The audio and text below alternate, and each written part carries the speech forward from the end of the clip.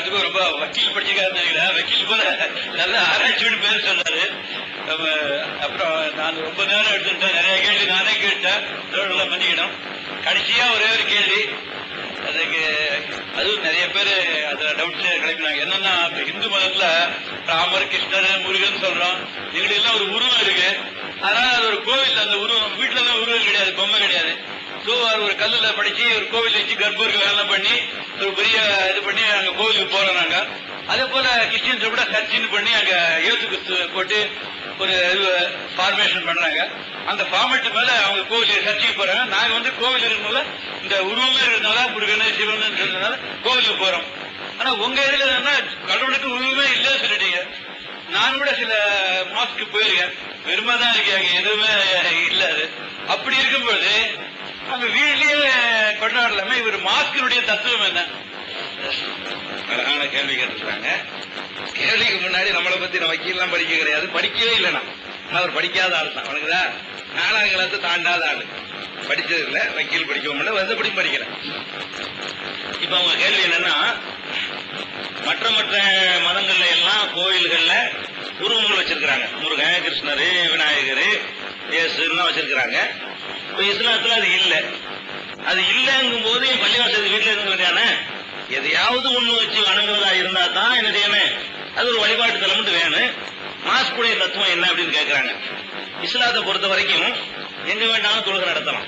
இப்ப இன்றைக்கு வந்திருக்கிறாங்க, இங்கேயே தொழுகை நடத்துவாங்க. தொழுகை வந்தவுடனே இங்கேயே தொழுகை நடத்துவாங்க. தொழுகை நடத்துவதற்கு இந்த மாஸ்க்கு போற தத்துவம் என்னன்னா, கூட்டமைப்பு தான் நோக்கம். வீடுகள்ல நான் தான் தொழுதுக்குருவேன், நான் என்னுடைய நேரத்துக்கு நான் தொழுதுக்குருவேன், நீங்க உங்க நேரத்துக்கு தொழுகை நடத்திக்கிறீங்க. உங்களுக்கு எனக்கு அன்போ நெருக்கமோ பழக்கமோ ஏற்படாது. பள்ளிவாசலுக்கு ஒரு 5 நேரம் போகும் பொழுது பக்கத்துல நிப்பா இவன் நிப்பா, எனக்கு சுகமா இருக்கு, ஒருத்தர் அறிமுகம், ஒருத்தர் நெருக்கம். அது மாதிரி இந்த நகர வாழ்க்கையில நம்ம பாத்துக்கிட்டு இருக்கிறோம். பக்கத்து வீட்டுல குளம் நடந்தாலும் அடுத்த வீட்டுக்காரன் கண்டுக்கிற மாட்டான், சும்மா இருப்பான். அடிபட்டு கிடப்பான், ஆக்ஷன் இல்ல, ரொம்ப ஆட்டுக்கு போயிட்டு இருப்பான். இப்படி ஒரு மனிதனை ஒரு மனிதன் கண்டுகொள்ளாத ஒரு உலகத்துல ஒருத்தருக்கு ஒருத்தர் ஒரு அறிமுகம் பழக்கம் நெருக்கம் உண்டாகிட்டு இருக்கும் பொழுது அதனால என்ன ஆகும்னா ஒரு அந்யோன்யம் ஏற்படும். ஒருவர் வருவாரு, பக்கத்துல சொல்லுவாரு, கிழிஞ்ச சட்டை போட்டிருப்பாரு, நான் கொஞ்சம் வசதி உள்ளவனா இருப்பேன், அப்படி மாத்தி கூட வச்சுக்கிறோம், ஒரு வசதி உள்ளவா இருப்பார், நான் கிழிஞ்ச சட்டை போட்டிருப்பேன், என்கிட்ட கேட்பாரு, சட்டை இல்லையா வாங்க சட்டை எடுத்து வருமா இல்லையா. அப்ப இல்லாதவர்களுக்கு உதவி செய்யக்கூடியது, ஒவ்வொருத்தருடைய நிலைமையை பார்த்து அவங்களுக்கு தேவையான ஹெல்ப் பண்றது, இதெல்லாம் ஏற்படுத்துவதற்கு கூட்டாக போய் வழிபட வேண்டியிருக்கு. ஒரு நாளைக்கு 5 முறை. அது மட்டும் இல்லாம இன்னொரு முக்கியமான அம்சம் என்ன தெரியுமா, இஸ்லாமிய மார்க்கத்துல நீங்க என்னைக்கு பாக்குறீங்க, இந்த தீண்டாமை கிடையாது, ஜாதிங்கிற அடிப்படையில வித்தியாசம் கிடையாது.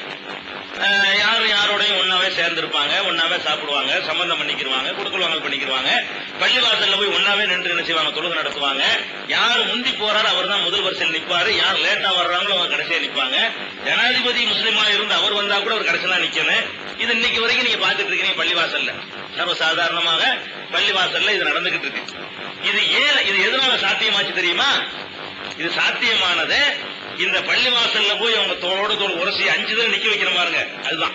இப்ப முஸ்லீம் நீங்க சொல்றோமா, நாங்க எல்லாருமே அரபு நாட்டு இறக்குமதியா? கண்டிப்பா கிடையாது. இவர் எடுத்தா ஒரு செட்டியாருடைய, இவர் 4 தலைமுறைக்கு முன்னாடி செட்டியாரா இருந்திருப்பாரு. உதாரணத்துக்கு இவர் ஒரு முதலியாரா இருந்திருப்பாரு, நான் ஒரு தலிதா கூட இருந்திருப்பேன், சொல்ல முடியாது. அப்ப ஏதோ யாரோ எங்க பிறந்தோம், இஸ்லாம்னு ஏத்துக்கிட்டோம். ஆனா நான் எங்க இருந்து வந்தேன்னு எனக்கே தெரியாது. என்னுடைய முன்னோர்கள் தலிதா எனக்கு தெரியாது, இவருடைய மூதார் செட்டியாரா தெரியாது, இவருடைய முன்னோர் முதலியாரா இவருக்கே தெரியாது, ஒவ்வொருத்தருக்கும் தெரியாது. 4-5 தலைமுறைக்கு முன்னாடி தான் நாங்கெல்லாம் இந்த கொள்கையை ஏத்துக்கிட்டோமே தவிர நாங்க அரபு நாட்டில இருந்து இறக்குமதி ஆகல. எல்லா உங்களை மாதிரியான பல ஜாதிகளாகத்தான் நாங்கள் இருந்திருக்கிறோம். இப்படி இருந்த நாங்க ஒருத்தருக்கு ஒருத்தர் என்ன ஜாதின்னு தெரியாத அளவுக்கு மறந்து போயிட்டோம்னா அதுக்கு என்ன காரணம் தெரியுமா? தொழுகை தான் காரணம். மாஸ்க்ல போய் 5 நேரம் நிக்கிறோம். ஏன்னா இவர் ஒரு பிராமின் வச்சுக்கிறோம், பிராமினா இருந்து இஸ்லாத்துக்கு வந்திருக்கிறார், நான் தலித்தா இருந்து இஸ்லாத்துக்கு வந்திருக்கிறேன்னு வச்சுக்கிறோம்.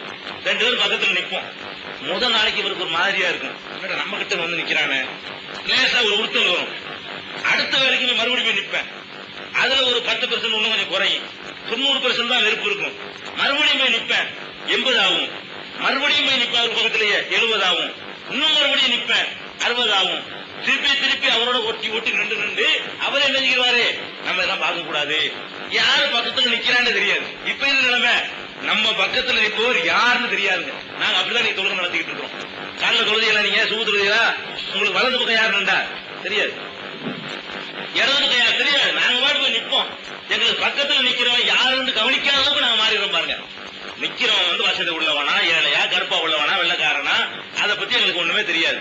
ஒண்ணும் தெரியாத அளவுக்கு நாங்க மாறுவதற்கு வந்து பள்ளி வாசல் வந்து ஒரு பயிற்சி கூடமா இருக்கு. இப்படி ஒரு நாளைக்கு 5 முறையும் மாசத்துக்கு 150 முறை இப்படி கூடி கூடி கூடி கூடி ஒட்டி உரசது மட்டும் இல்ல, சில நேரங்கள்ல வந்து உயர்ந்த சாதின்னு சொல்லக்கூடியவர் அதுல இருந்து சிலத்துக்கு வந்திருப்பாரு, அவரு 2வது வரிசையில் நிற்பாரு. தாழ்ந்த சாதிக்காரர் வந்து முதல் வரிசையில் நிற்பாரு. சஜிதாண்டு ஒரு வணக்கம் செய்வாங்க. சஜிதாண்டு செஞ்சு காட்டுங்க, இப்படி செஞ்சு காட்டுங்க, இப்படி செஞ்சு காட்டுங்க, கால் படுற மாதிரி இப்படி செய்யுங்க.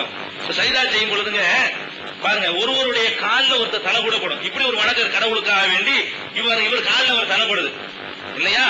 இவர் வந்து தலித்தா இருப்பார், அவர் வந்து பிராமணர்ல வந்தவர் இருப்பாரு. கண்டுக்கிறவே மாட்டோம். அது வாட்டுக்கு ஏண்டா விரிச்சன்னு கேட்க மாட்டோம். தொழுது முடிச்சவன உன் கால் இருக்கிற தலையில படிச்சுன்னு கேட்க மாட்டோம். எப்படி நாங்க பயிற்சி எடுக்கிறோம் பாருங்க. அந்த பள்ளிவாசலுடைய தத்துவமே இதுதாங்க. ஒருங்கிணைப்பாக்கணும். வழிபாடு செய்வதற்கு பள்ளிவாசல் அவசியம் கிடையாது. இங்கே தொழலாம், சுத்தமா இருந்தா நடு ரோட்டில் தொழலாம், மார்க்கெட்ல இருந்து தடையும் கிடையாது. தொழுகையில பள்ளிவாசலுக்கு போகணும் என்பது வந்து இந்த ஒருங்கிணைப்புக்காகத்தான்.